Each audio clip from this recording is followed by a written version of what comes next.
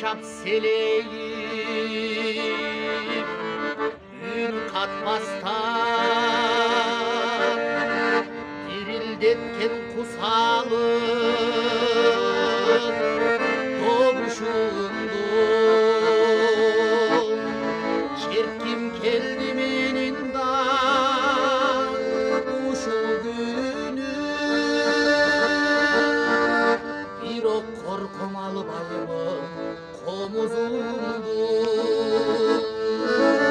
Çok çok benim hukum gerek başka çarem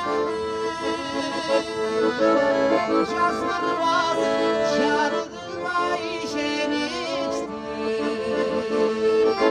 Çok çok benim sezgim gerek büyüdüm. Sarılıştı sargaybaz algı gücü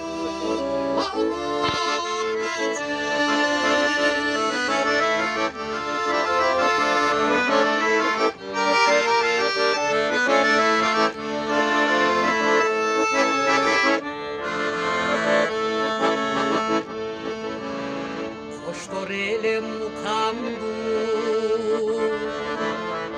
Batın albay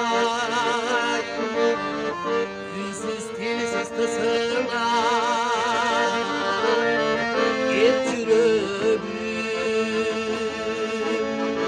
Kimsin de gibi tanır Gündüzdür Sadınıştan kusadan Al sıra